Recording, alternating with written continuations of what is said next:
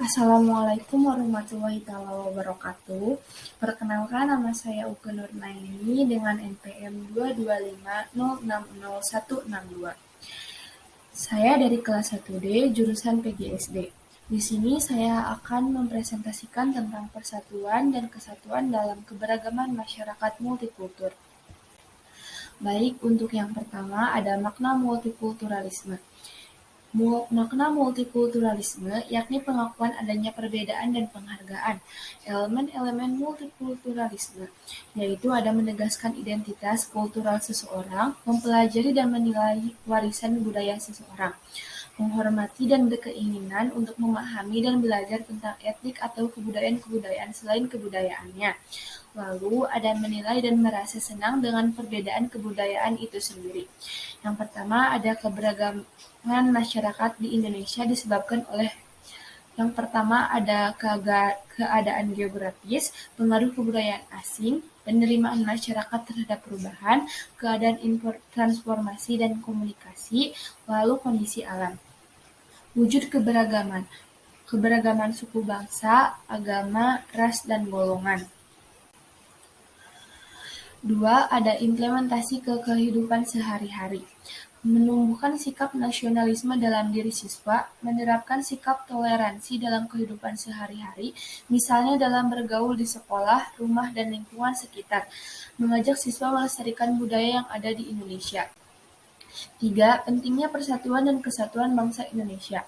Pengaturan mengenai wilayah negara meliputi wilayah daratan, perairan, pedalaman, perairan kepulauan dan laut teritorial beserta laut dan tanah di bawahnya serta ruang udara di atasnya, termasuk seluruh sumber kekayaan yang terkandung di dalamnya. Lalu ada integrasi wilayah. Prinsip negara kepulauan berdasarkan Deklarasi Juanda.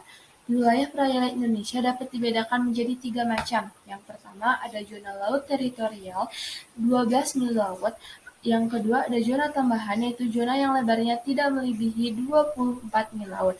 Yang ketiga ada zona ekonomi eksklusif. Indonesia adalah suatu area di luar dan berdampingan dengan laut teritorial Indonesia dengan batas terluar 200 mil laut. Selanjutnya ada integrasi bangsa. Dalam sejarah pergerakan kebangsaan Indonesia, integrasi bangsa meliputi masa perintis, masa penegas, masa percobaan, masa pendobrak, masa pengisi kemerdekaan. Lalu, objek sasaran integrasi nasional. Yang pertama ada integrasi nilai. Integrasi nilai menunjuk pada adanya kesepakatan terhadap nilai sosial.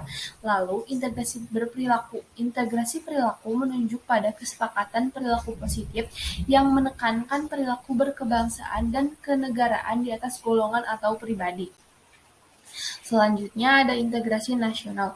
Objek secara integrasi nasional. Yang pertama ada Pancasila, Undang-Undang Negara Republik Indonesia 1945, Sang Saka Merah Putih, Lagu Kebangsaan Indonesia Raya, Bahasa Indonesia, dan Sumpah Pemuda.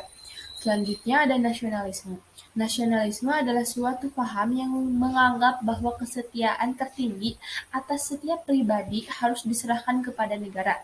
Lalu ada patriotisme. Ciri-ciri patriotisme: cinta tanah air, rela berkorban untuk kepentingan bangsa dan negara, menempatkan persatuan, kesatuan, serta keselamatan bangsa dan negara di atas kepentingan pribadi dan golongan, berjiwa pembaharu dan tidak kenal menyerah. Selanjutnya ada nomor 4, pentingnya nasionalisme. Terbentuknya nasionalisme Indonesia melalui tahapan-tahapan. Yang pertama ada tahap mulai terbentuknya kelompok-kelompok kecil masyarakat Indonesia yang terikat oleh kesamaan daerah geografis. Yang kedua ada terbentuknya masyarakat suku-suku bangsa yang lebih luas yang selanjutnya akan merupakan bagian dari masyarakat Indonesia. Yang ketiga, terbentuknya masyarakat bangsa Indonesia seperti yang kita kenal sekarang ini atau yang kita sebut sebagai Nationalitas Indonesia.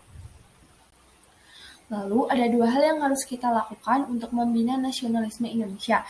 Yang pertama ada mengembangkan kesamaan di antara suku-suku bangsa penghuni Nusantara, lalu mengembangkan sikap toleransi.